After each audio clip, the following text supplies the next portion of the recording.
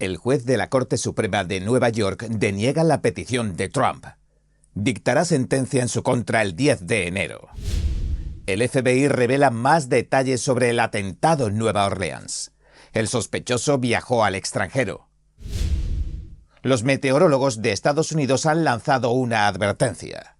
Al menos una docena de estados se van a ver afectados por fuertes tormentas invernales y ventiscas. Bienvenidos a En Primera Plana, su casa.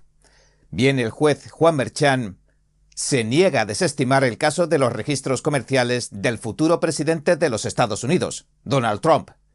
Por el contrario, anuncia que dictará su veredicto antes del fin de semana. Ha rechazado la idea de desestimar la acusación y anular las decisiones del jurado. No tomará en cuenta ni la ley de transición presidencial, ni la cláusula de supremacía de la Constitución de Estados Unidos, ni la inmunidad presidencial. Merchan también dijo que no le impondría pena de prisión al presidente electo. En mayo, un jurado declaró a Trump culpable de 34 delitos graves.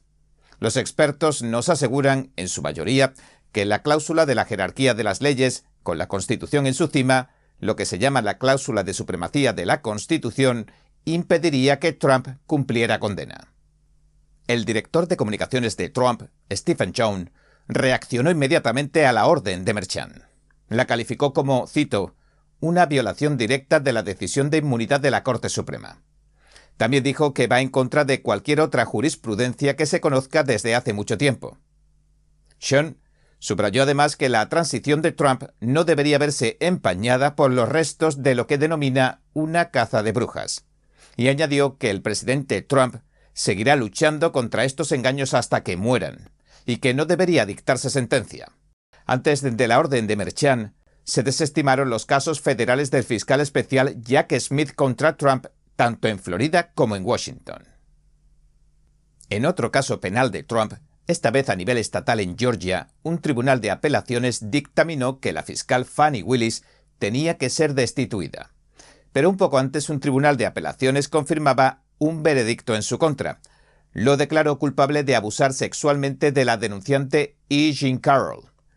Cuando quedan 2 semanas para la investidura del presidente, prevista para el 20 de enero, el juez Juan Merchan también abordó cuestiones sobre las protecciones que se deben brindar a los presidentes electos. Dijo que Trump había presentado una teoría novedosa sobre la inmunidad presidencial de los presidentes electos. No obstante, según su criterio, o el criterio judicial, no fue suficiente para desestimar el caso. El juez le permitirá comparecer al dictamen de la sentencia en forma remota, considerando que estamos en periodo de transición gubernamental y que puede estar bastante ocupado. En diciembre, Merchan ha rechazado las diversas objeciones que interponía a Trump, alegando o bien que esperó demasiado o que no eran merecedoras de inmunidad porque no se consideraban actos oficiales, sino particulares en los que se vio inmerso. El juez también dijo que si paraba ahora sin dictar un veredicto y desestimaba el caso, esto socavaría el Estado de Derecho de maneras inconmensurables. Así lo calificó, y describió el presunto delito como un, cito, engaño premeditado y continuo del líder del mundo libre. También Merchan acusó al presidente electo de despreciar al Poder Judicial. Trump, por su parte, niega la acusación, y tanto esta como las demás. En una publicación en Truth Social del 17 de diciembre, criticó las decisiones de Merchan sobre su inmunidad presidencial. Dijo que Merchan le había, cito, faltado por completo al respeto tanto a la Corte Suprema de los Estados Unidos como a su histórica decisión sobre la inmunidad. El presidente electo asegura que el caso en sí mismo es ilegítimo, y que la opinión escrita por Merchan, cito, va en contra de nuestra Constitución, dijo, y si se permite que se mantenga, sería el fin de las presidencias tal y como las conocemos. Merchan también descartó la idea de que todo esto dañe la imagen pública de Trump, al punto de que no le deje desarrollar su labor presidencial. Dijo esto: cualquier amenaza de estigma público por un proceso penal que pudiera haber existido ya pasó hace tiempo. Trump ha estado apelando para que se reevalúe su solicitud de trasladar el caso a un tribunal federal.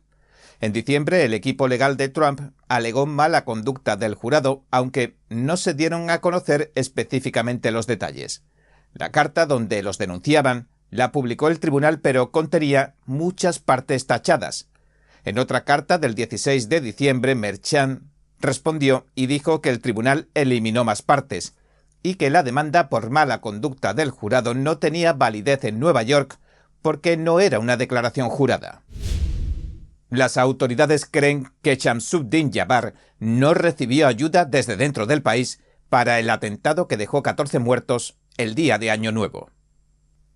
El FBI ha dado a conocer más detalles nuevos sobre el hombre que perpetró el ataque terrorista que dejó más de una docena de muertos en Nueva Orleans el día de Año Nuevo. Señalan que el sospechoso viajó a Egipto en 2023. Shamsuddin Jabbar, así se llamaba, de 42 años, viajó a El Cairo, la capital del país, del 22 de junio al 3 de julio de 2023. Mucho después voló a Canadá y regresó a Estados Unidos después. También realizó al menos 2 visitas a Nueva Orleans en octubre y noviembre de 2024 y grabó un vídeo en Bourbon Street, donde llevaría a cabo el atentado después utilizando las gafas inteligentes de Meta. Las autoridades todavía dicen no estar seguras de que los viajes guarden relación con el atentado. Recordemos que la madrugada del 1 de enero, Jabbar, un ex soldado del ejército de Estados Unidos originario de Houston, atropelló y mató con su camioneta a muchas personas que celebraban el Año Nuevo en Bourbon Street, en el histórico barrio francés de Nueva Orleans.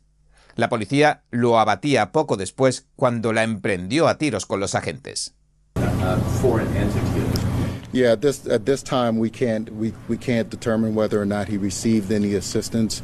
We do know that he was employed, and at the time of his attack. En uno de los vídeos se le ve usando las gafas Meta frente a un espejo. Estos dispositivos de grabación y fotos parecen gafas normales y corrientes. No hay que usar las manos para ponerlas en funcionamiento, incluso pueden transmitir vídeos en directo.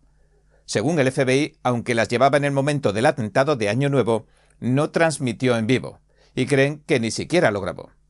Además, publicaron imágenes, el FBI, en las que mostraron a Jabbar caminando con un par de neveras portátiles que contenían artefactos explosivos caseros antes del atentado.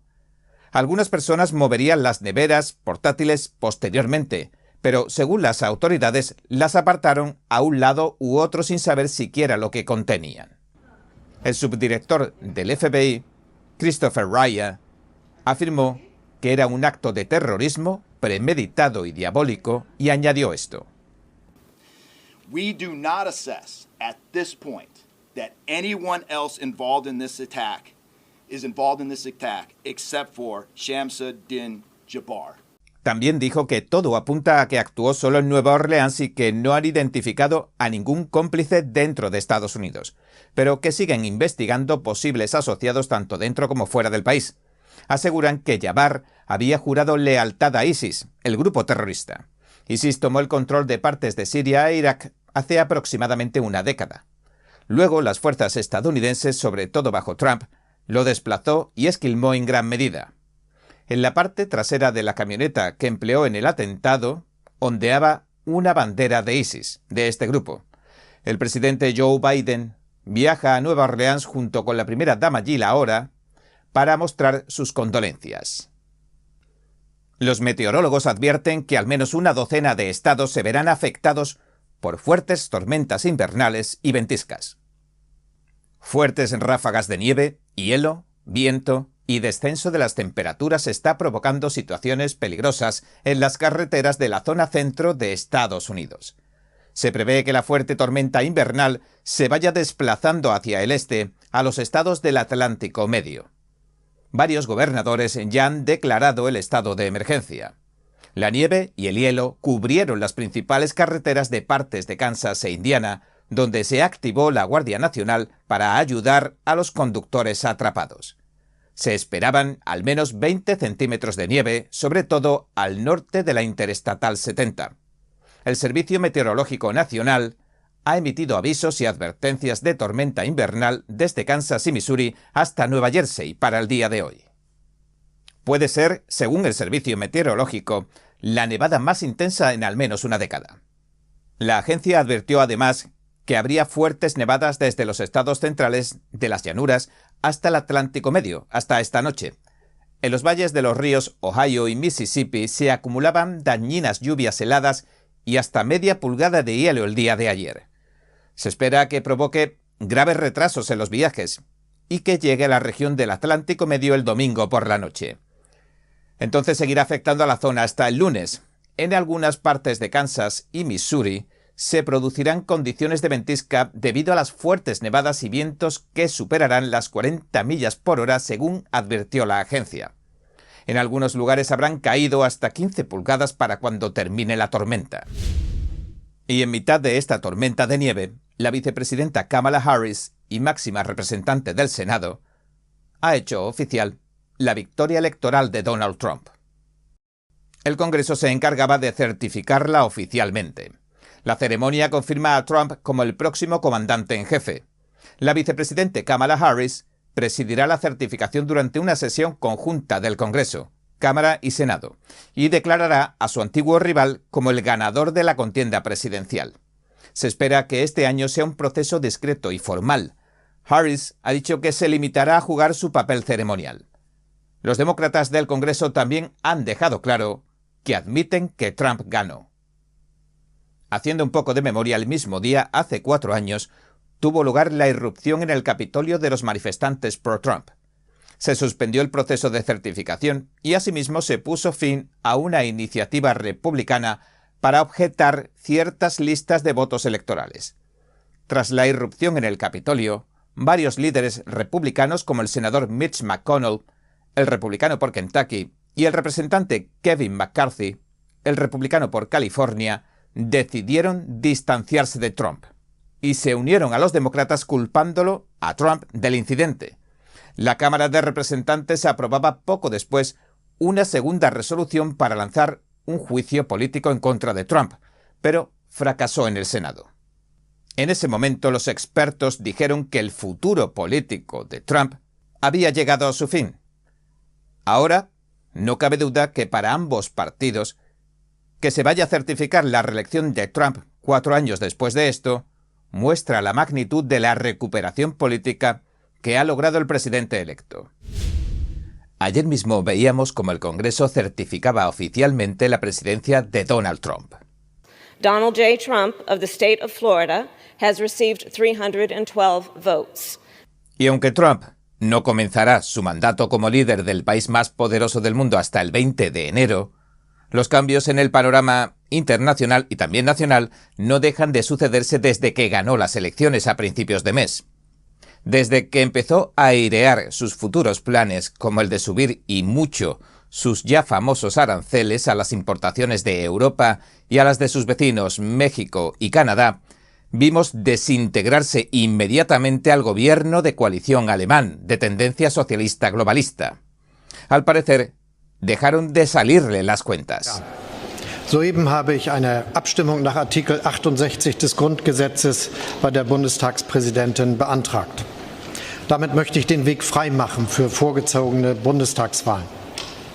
Y ayer mismo, después de algunos abandonos previos de su gabinete, al primer ministro canadiense Trudeau, con unos objetivos de gobierno bastante parecidos al alemán, y que sufría bastantes presiones y críticas por esto, tampoco le salían las cuentas. I intend to resign as party leader, as prime minister, after the party selects its next leader. Y hoy se anuncia otro sorprendente cambio de rumbo. Esta vez le toca el turno al dueño del gigante tecnológico Meta. Hablamos de Zuckerberg. Hey everyone. I want to talk about something important today, because it's time to get back to our roots around free expression on Facebook and Instagram. Bien, vamos a desgranar todo esto porque, ojo, no todo es lo que parece. Y ahora, entremos en materia.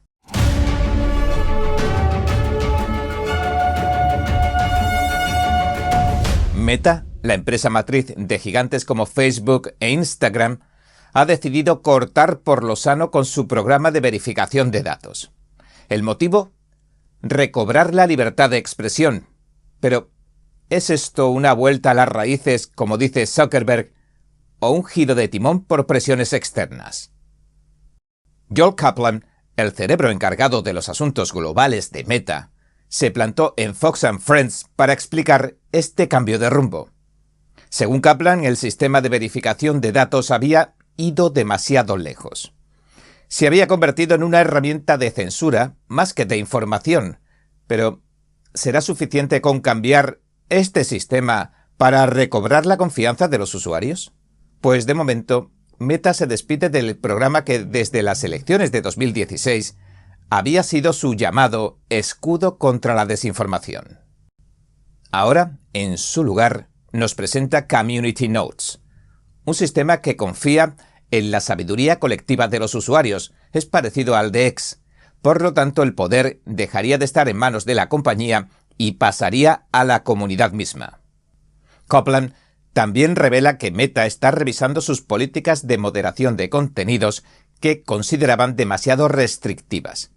Ahora temas como la agenda trans, la inmigración o las cuestiones de género disfrutarán de mayor espacio para el debate.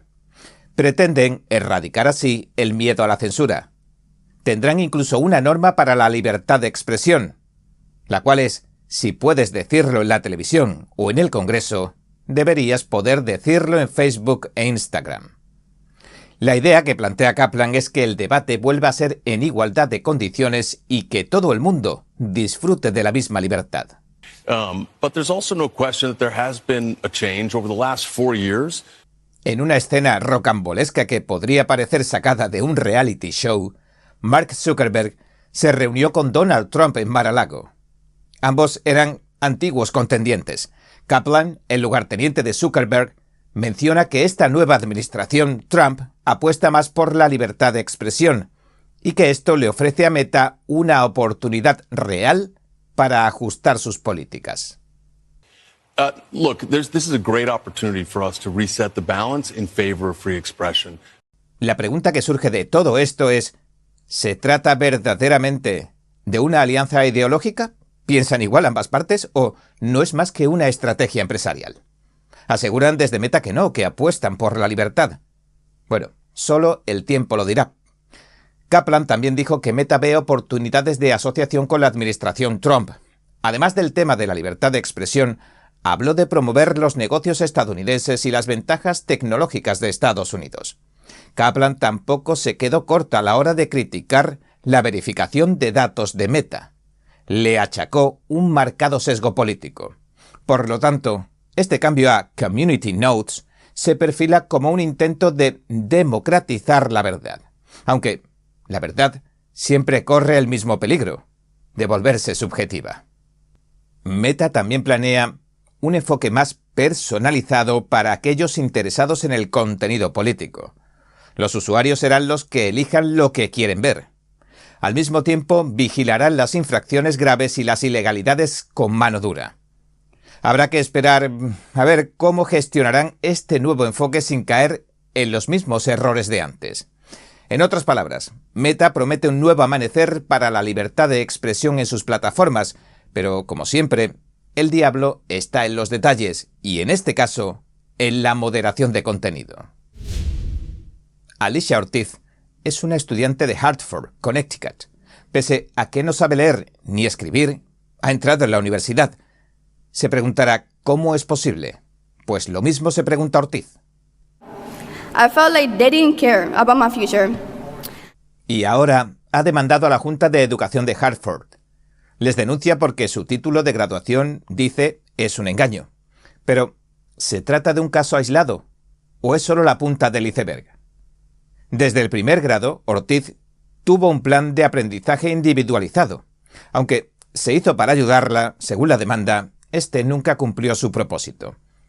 ¿Pero qué falló? ¿Fue el sistema, la implementación o ambos?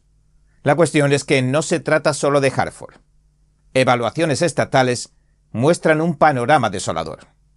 La analfabetización se extiende por todo el país. Las altas tasas de graduación contrastan con los bajos conocimientos y habilidades de lectura.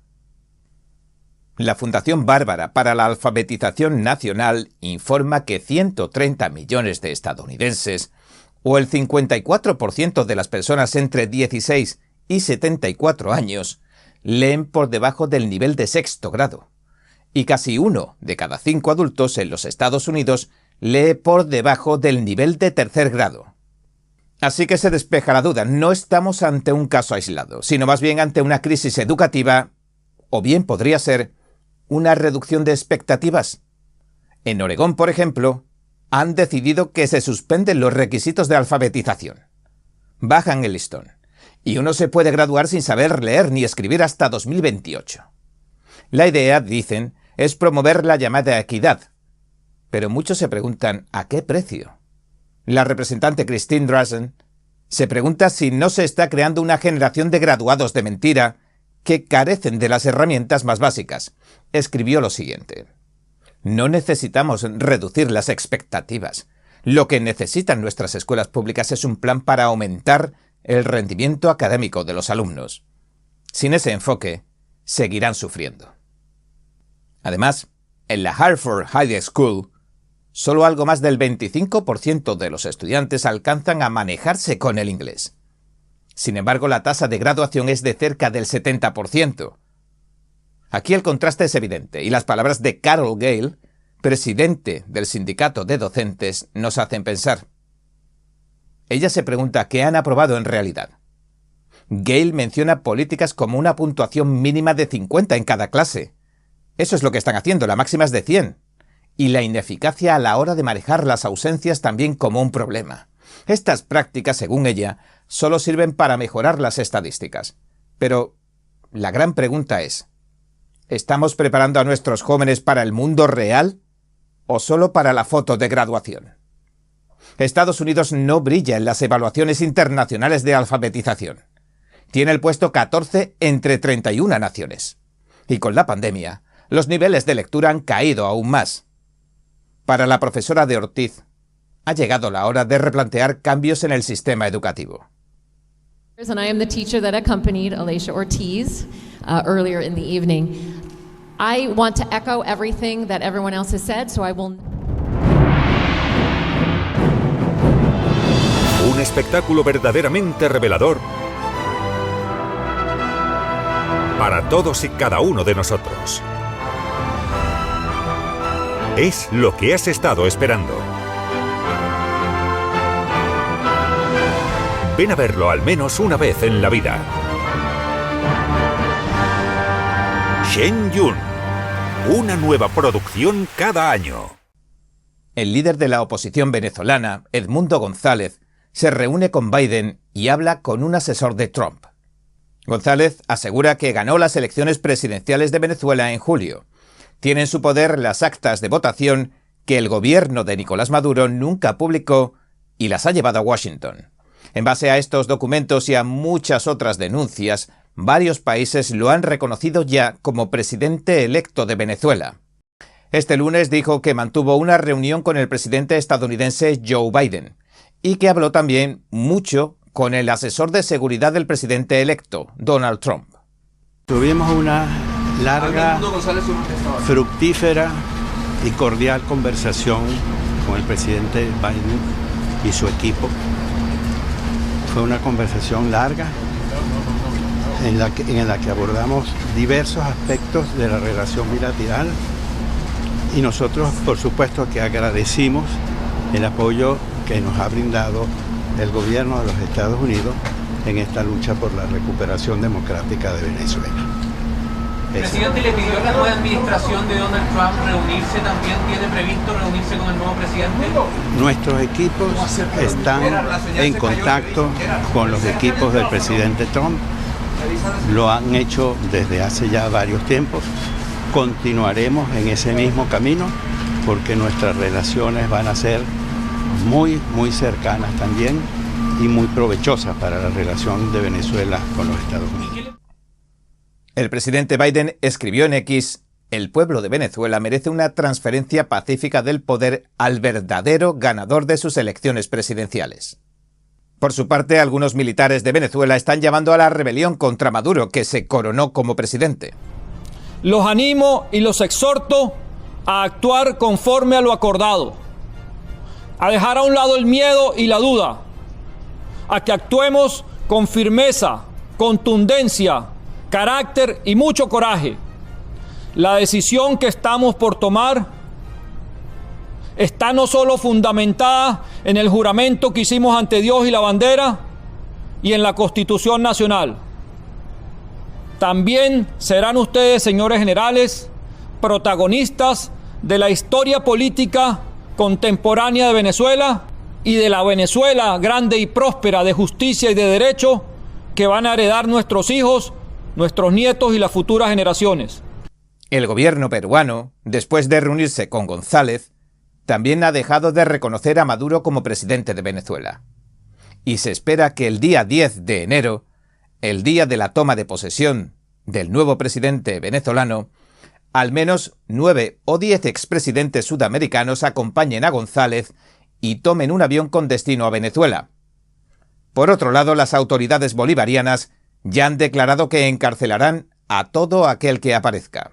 El señor González Urrutia, que apenas asome un dedo en Venezuela, será detenido y acusado de todos estos delitos.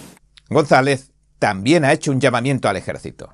Nuestra misión es restaurar la soberanía popular manifestada en el voto, garantizar la paz y la estabilidad de nuestra nación. Así que nuestro deber es apegarnos al marco legal establecido en la Constitución vigente, orientando nuestras acciones hacia la protección de las familias venezolanas de forma digna y honorable, sin extorsión ni manipulación. Mi compromiso es con ustedes y con el pueblo de Venezuela. Adelante con honor y valor. Gloria al bravo pueblo. Seguiremos informando en paralelo de la toma de posesión de Trump y de la de González. El fiscal general Merrick Garland publicará el informe final de Jack Smith sobre el caso de interferencia electoral de 2020 contra el presidente electo Trump. Esto contradice la orden judicial de la juez Eileen Cannon. El informe que ha elaborado el abogado especial Jack Smith sobre el presidente electo Donald Trump se hará público.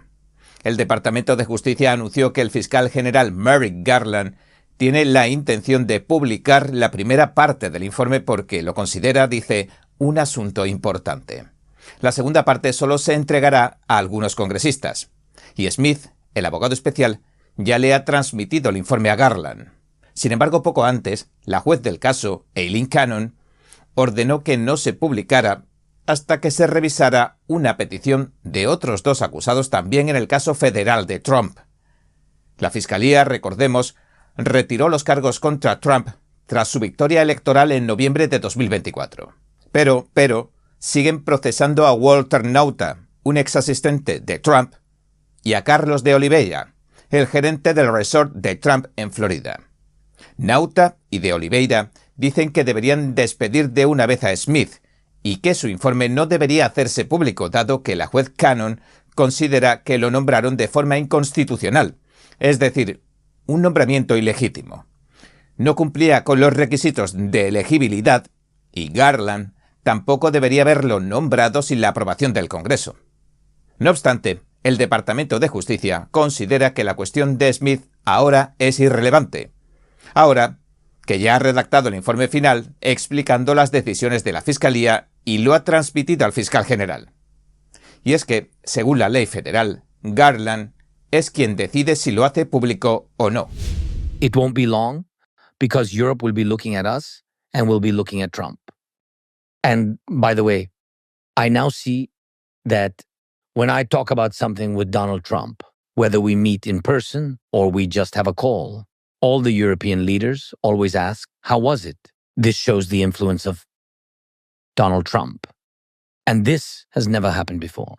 With an American president, I tell you, from my experience, this also gives you confidence, that he can stop this war. Esto decía el líder ucraniano Volodymyr Zelensky en el programa de Alex Friedman. Los dirigentes están alineándose con el futuro presidente de Estados Unidos, Donald Trump, y confía en que éste ponga fin a la guerra con Rusia después de su toma de posesión el 20 de enero. El expresidente Trump, por su parte, asegura que Biden fue demasiado lejos, tratando de que Ucrania entrara en la OTAN.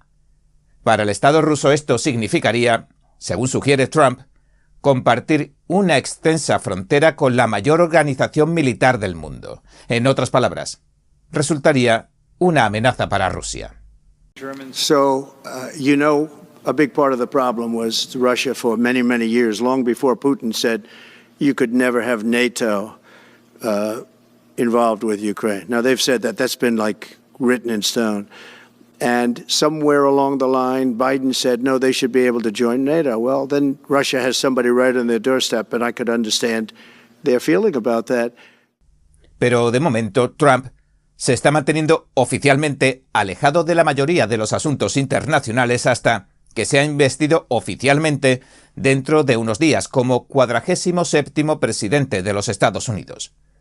Trump también dijo que no dejaría de emplear coerción militar o económica para hacerse con el control de Groenlandia y el Canal de Panamá. Lo considera vital, dijo, para afianzar la economía de Estados Unidos. Además, reiteró que liberará a los llamados rehenes del 6 de enero y anunció una inversión de $20.000 millones en la creación de infraestructuras para sistemas de inteligencia artificial de alta velocidad. Una cifra que insinuó podría duplicarse. El inversor en esta tecnología, Hussain Sajuni, mantiene una larga relación con Trump, con el que también hizo algún que otro negocio en el pasado. Esta inversión de $20.000 millones parece también ajustarse a los intereses de sus aliados de Silicon Valley. Mientras tanto, varios incendios se están propagando en los alrededores de Los Ángeles.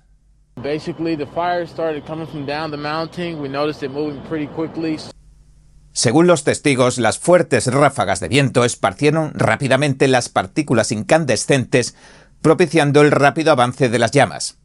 Hasta el momento, las autoridades han declarado 4 fuegos en California, mientras contienen un 5º foco.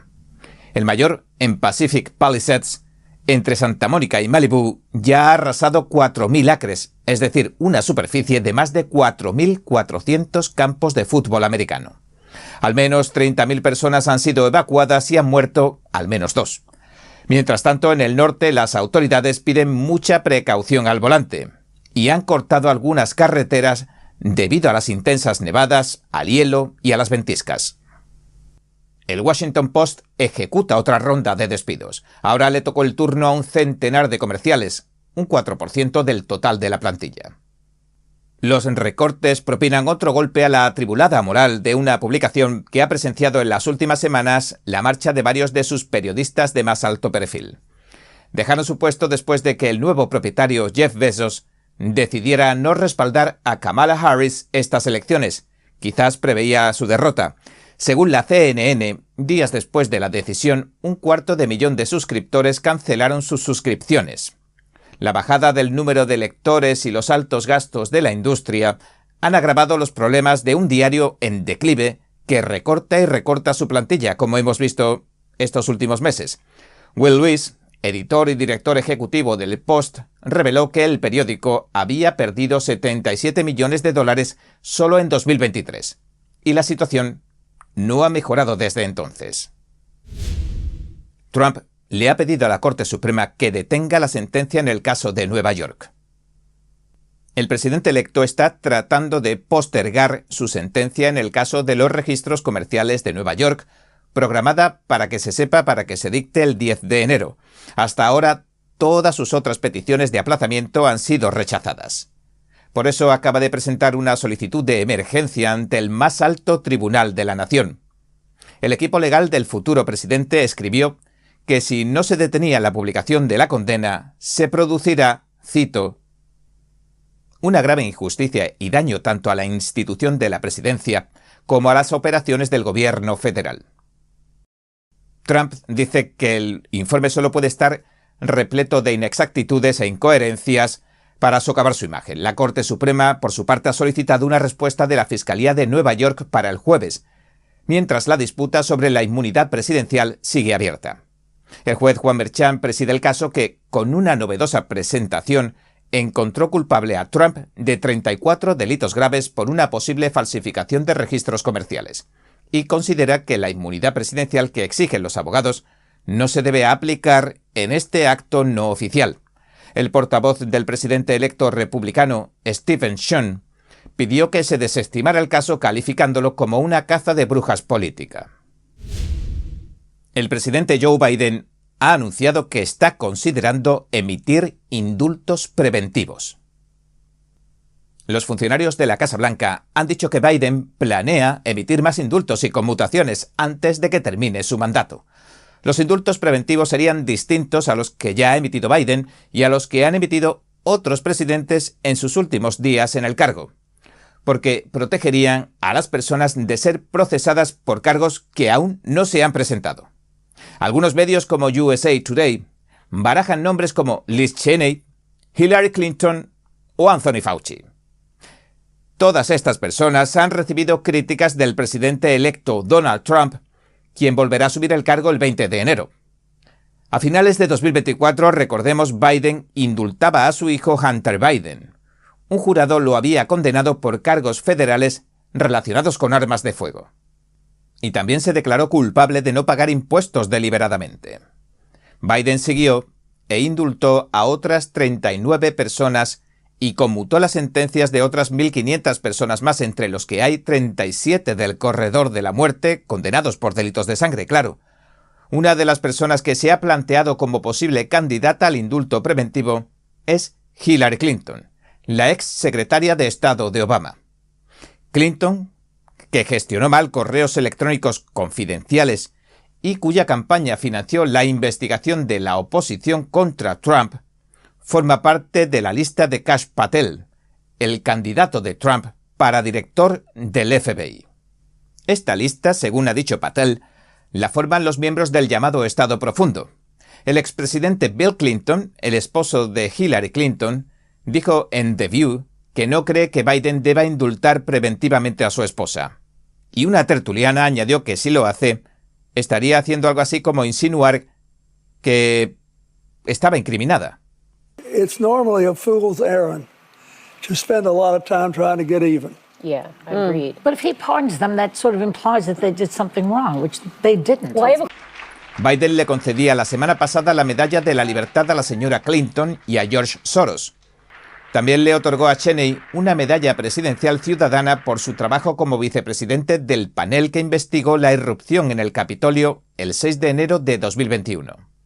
Por el contrario, Trump denuncia que este panel de la Cámara de Representantes ha hecho desaparecer todas las pruebas, vídeos y documentos de la investigación de forma ilegítima, ilícita. I don't want to be too pessimistic or bleak tonight, but this is one of the most alarming symptoms of a society gone mad. And if this continues, and if this were to spread to other states, we would become a third world country if we're not in parts already. Bien, una gran parte de Los Ángeles de California y sus alrededores se ha quemado. Miles de viviendas y negocios se han visto reducidos a cenizas, incluidos los hogares de varias celebridades. Pero, ¿cómo ha podido suceder algo así? ¿Qué ha pasado? Escuchemos las explicaciones que da el gobernador Gavin Newsom a una de las perjudicadas por estos devastadores incendios. Pero antes, déjenme recordarle algo. El día 20 de enero estaré en directo para ofrecerle la investidura del presidente electo Donald Trump y también toda la jornada junto a todo el elenco de presentadores del Epoch Time en español. Pasaremos un día inolvidable. Bueno, y ahora, después de este breve inciso, escuchemos a Newsom. Governor, you got a second? Governor, I live here, Governor. That was my daughter's school, Governor. Please tell me what you're going to do. I'm not going to hurt him, I promise. I'm literally talking to the president right now to specifically answer the question of what we can do for you and your daughter. Can I hear it? Can I hear your call? Because I don't believe it. I'm sorry. There's literally, I've tried 5 times. That's why I'm walking around to make the call. Why is the president not taking your call? Because it's not going through. So Why? I have to get cell service. So let's get it. Let's get it. I want to be here when you call the president. I appreciate it. I'm doing that right now. And it's to immediately get reimbursements, individual assistance, and to help you. I'm devastated for you. I'm so sorry, especially for your daughter.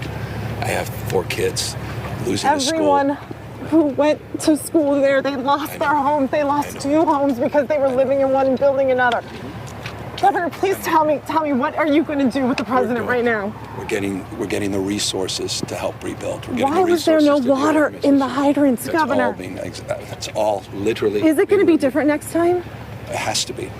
Has to be. Of course. What are you going to do? I'm doing to everything fill the hydrants. I would fill them up personally. You know that. I literally have. I would fill up the hydrants myself. I understand. But would you do that? I would do whatever I can. But you're not. I see do you know there's water dripping over there, Governor? There's water coming out there. You can use it. I appreciate it. I'm going to make the call to address everything I can right now, including making sure people I'd are like safe. to make sure you do. Can I have an opportunity to at least tell people you're doing what you're saying you're doing? Could somebody have a contact? Can I have your contact information? Right there. Hace ya 4 días se produjeron los primeros incendios forestales en Los Ángeles, California. Los 3 primeros focos surgieron en Palisade, Eaton y Hearst. Después en Lydia y Sunset. Se han quemado más de 30.000 acres. Y sigue aumentando la cifra, el equivalente a más de 20.000 campos de fútbol americano. Se emitieron órdenes de evacuación para más de 180.000 personas. Más de 10.000 estructuras destruidas. Al menos 10 personas han muerto. Y hay un elevado número, según las autoridades, de vecinos y bomberos heridos. I told the governor and local officials, spare no expense to do what they need to do and contain these fires. Bien, como dice el título de este vídeo, ¿qué ha pasado? Pues están barajando muchas hipótesis, pero puede haber sido la suma de todas y cada una de ellas, como veremos. Vamos a repasarlas. Les prometo que se asombrarán. La que más resuena es que no había agua para apagar los incendios. El presidente electo Trump decía esto. The smell, they have no water. They had no water in the fire hydrants today in Los Angeles. It was a terrible thing. And we're going to get that done. It's going to finally be done. I got it done from the federal side. And he didn't want to sign it, but it's not going to happen again like that. There's no reason. Can you imagine? You have farmers that don't have any water in California. They have plenty of water. They don't have a drought. They send it out to the Pacific, and it's crazy. So what's happening in California is a true tragedy. I know those areas very well. I have many friends living in those houses. That is a true tragedy. Nobody ever thought. I mean, virtually Beverly Hills and areas around Beverly Hills are being decimated. The biggest homes, some of the most valuable homes in the world are just destroyed. I don't even know. You know, you talk about a tax base. If those people leave, you're going to lose half your tax base of California. This is a true tragedy, and it's a mistake of the governor, and you could say the administration. They don't have any water. They didn't have water in the fire hydrants. They don't have water, and yet they have it. The water comes from, you know where? Up north. And it comes down at levels, they get millions and millions of barrels of gallons of water that they have, and they send it out into the Pacific. For the Pacific, it's like a drop, it's nothing. But for California, it would take care of the whole state. So what's happened is a tragedy, and the governor has not done a good job. With that being said, I got along well with him. When he was governor, we worked together very well, and we would work together. I guess it looks like we're going to be the one having to rebuild it. But what happened there, I don't think there's anything that I've ever seen quite like it. And the insurance companies are going to have a big problem, because you're talking about big, big dollars. Además de la falta de irrigación y de almacenamiento de agua en los embalses, otros de los posibles problemas fueron los recortes de la alcaldesa Karen Bass. Recortó el presupuesto del Departamento de Bomberos de Los Ángeles para 2025 en unos $17 millones y planeaba aumentarlo. En diciembre de 2024, poco antes de que este presupuesto entrara en acción, la jefa de bomberos de Los Ángeles, Kristen Crowley, daba la voz de alarma. Escribió en un documento que el recorte de la alcaldesa había perjudicado operaciones fundamentales como los entrenamientos, la respuesta a emergencias a gran escala y la limpieza de maleza para prevenir incendios. En otras palabras, que podría resultar catastrófico este recorte. Cuando buscamos el documento en la web oficial, no lo encontramos. Encontramos un enlace, pero mostraba esto. Ahora le preguntan si cree que sus recortes a la alcaldesa pudieron contribuir al desastre, y responde esto. So I think it's most important to understand that we were in tough budgetary times, everybody knew that, but that the impact of our budget really did not impact what we've been going through over the last few days. Again, back to the unprecedented windstorm when at such ferocity that we haven't seen in years is the context in which we were dealing with it. Thank you. La alcaldesa también recibió críticas por viajar a la investidura del presidente de Ghana, pese a las muchas advertencias meteorológicas de riesgo de incendio en California previas. Cuando regresó apresuradamente, un periodista se lo recriminó.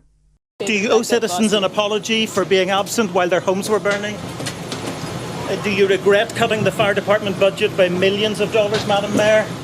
También se ha convertido en blanco de críticas el sistema de contratación de los altos cargos del Departamento de Bomberos, el llamado sistema DEI, Diversidad, Equidad, Inclusión. Es este tema de la justicia social y prioriza la contratación de personas que se consideran socialmente más desfavorecidas, como la gente de color o los homosexuales. Por ejemplo, la jefa de bomberos de Los Ángeles, Christine Crowley, que acabamos de mencionar, presume de ser la primera jefa de bomberos del Departamento de Bomberos de Los Ángeles, es decir, la primera mujer, y también presume de que es LGBTQ. Promocionar la cultura DEI, según declara, es su prioridad. Crowley, una licenciada de Harvard, cuenta con 22 años de experiencia en el cuerpo y cobra unos $450,000 anuales. Christina Kepner es la primera lesbiana que se convierte en ayudante del jefe de bomberos también. También de Harvard, estudió gerencia de organizaciones de diversidad en la Harvard Kennedy School.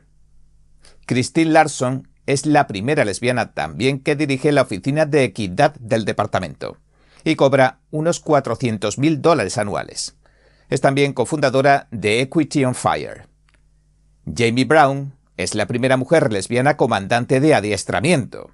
Según el Daily Mail, un mensaje erróneo de las autoridades generó un caos total, agravando tensiones estos días entre los residentes de los incendios. Se les dijo por error a más de 9,5 millones de vecinos que evacuaran sus casas. Un breve mensaje, 20 minutos después, decía que solo era para el incendio de Kenneth. En las últimas horas, un grupo de vecinos ha detenido a un posible pirómano. Un testigo dijo que los hombres usaron bridas y cuerdas para detener al sospechoso. Merodeaba por el vecindario con lo que parece ser un dispositivo casero incendiario o algo así. La policía llegó poco después.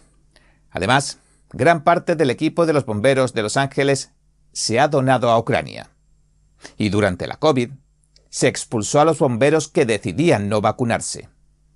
Esto declaraba un agente de seguridad de la zona quemada. It reminds me back to Afghanistan. So it was pretty tragic, pretty bad. Y además, a todo esto, una bomba, si lo juntas todo, habría que sumarle el extraño hecho de que las aseguradoras, meses atrás, decidieran retirar las pólizas contra incendios a las casas de, justamente, las zonas que se han quemado, porque no se retiró la maleza. Y todo esto, sumado por supuesto, ha hecho estallar todo tipo de lo que se ha dado en llamar teorías de la conspiración. El tiempo dirá si a esta le pasará como a otras teorías de la conspiración. Recuerda que gobiernos, medios de comunicación y redes sociales se burlaban de cualquiera que dijera que el virus más destructivo de todos los tiempos provino de un laboratorio del Partido Comunista que gobierna China. Bueno, ya conocen el resto, es historia. Me gustaría hacerle una pregunta para terminar. ¿Cuántas teorías de la conspiración conoce que se han vuelto proféticas? Piense en eso. Y también les recomiendo uno de nuestros últimos vídeos sobre California, el de su última emergencia sanitaria, para comprender mejor lo que está pasando en realidad en Estados Unidos. Por usted mismo. Bien, este ha sido nuestro informe de hoy. Si le gustó, por favor, no olvide darle a me gusta, suscribirse y compartirlo. Gracias por ver En Primera Plana. Nos vemos mañana.